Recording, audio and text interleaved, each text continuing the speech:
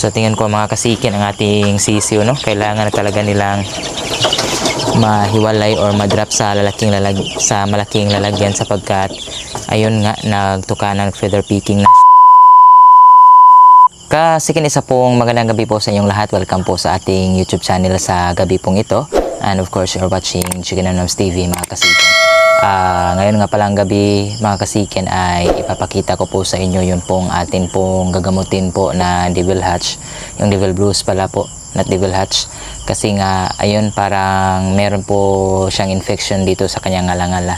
So talagang nahirapan po siyang kumain lalong-lalo na kapag po matigas po yung kanyang kinakain mga kasiken. Kaya ngayon, pang 4 nights na po pala tayo sa kanyang gamutan at I think this would be the last night po na gamutin natin siya kasi ayun, naubos na po natin yung isang sachet po ng Primoxil na powder na ginamit natin. So the main reason nga pala mga kasiken kung ba tayo gabi po nagbibigay kasi based po sa atin pong experience, mas kalmado po yung mga manok. So mas may tsansa po na mas effective po yung absorption ng gamot na ibibigay natin. Unless po siguro kung water soluble po yung i-administer natin na gamot. So automatic po talagang umaga. But again, sa gabi po talaga mas epektibo po magbigay po ng gamot. So nandito po yung gagamutin natin. So ayan po siya kasiken, ang ating devil blues, no? So dito lang natin siya nilagay. So far naubos naman niya yung kanyang mga patuka. But ang problema lang talaga mga kasiken is talagang merong yellowish or white na parang yellowish sa kanyang ngala-ngala kasiken.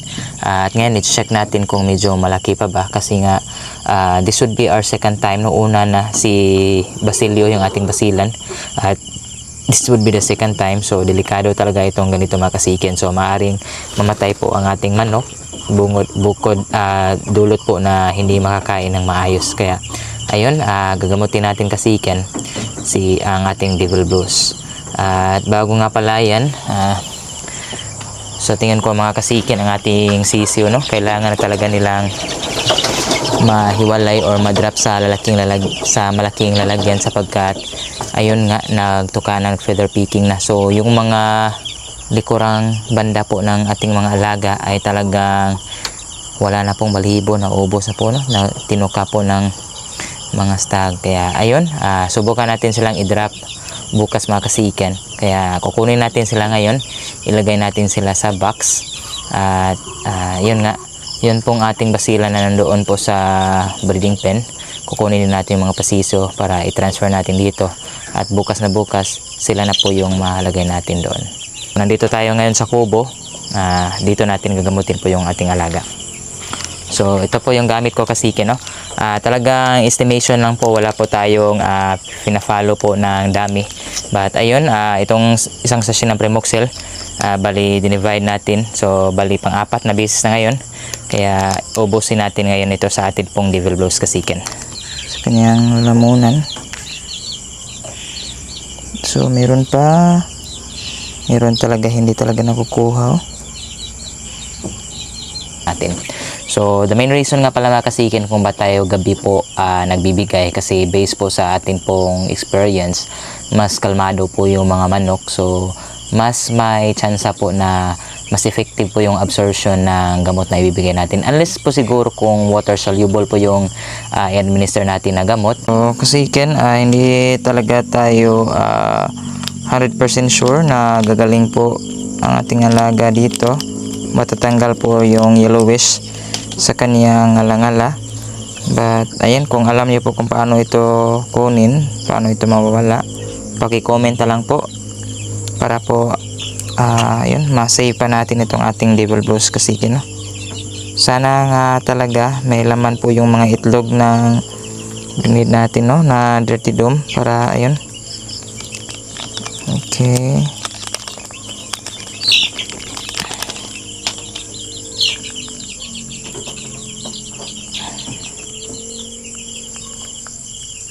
So talagang gabi po tayo, no? Every night po tayong nagagamot dito. So kasiken talagang every night po natin ginagamot po yung ating devil blues. Ayan po siya. Sapagkat ayun nga, hindi po active sila kapag gabi. Kaya mas maganda po yung absorption po ng gamot na ibibigay natin sa kanya.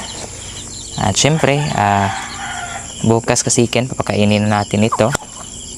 Okay, so ibalik na natin. Balik kasiken, ayan, ngayon lang po natin sila na ulit nalagay dito sa box, no? Kasi nga, ayan, tingnan nyo po. Ayan, no? Nagtutukaan po sila kasi, no? Kinain po kasiken. Delikado po ito kasi kapag masugat po ito kasiken, madisgrasya po. So mostly po sa mga kinain is parang mga pulit po, no? So ayun, pinasok natin sila dito muli kasi nga bukas na bukas ito transfer natin ito.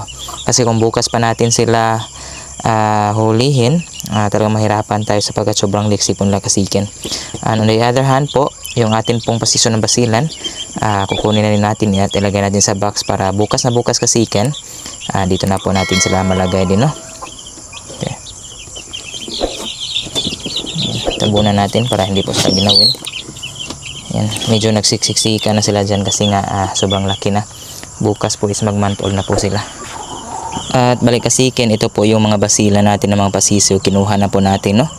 Para po yung pong ating mga American fowl, sila po yung ilagay natin doon sa pinaglagay natin ng basilan.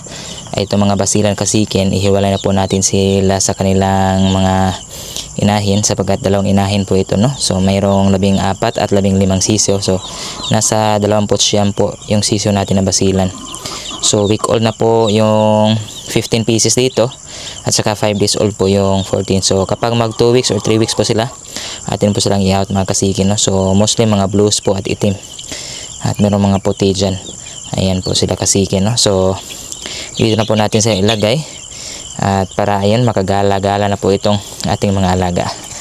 So ayan, tabunan din natin kasikin para hindi po sila ginawin.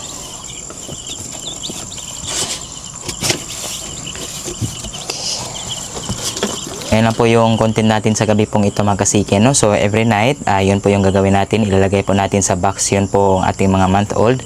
At saka yun pong ating mga basilan po na pasiso para ayun, iwas po sa cold stress mga kasiken. So sana po ay meron po kayong napulutang aral po sa araw na po, sa gabi pong ito kasiken. At see you naman po sa susunod na mga upload. God bless po and good night.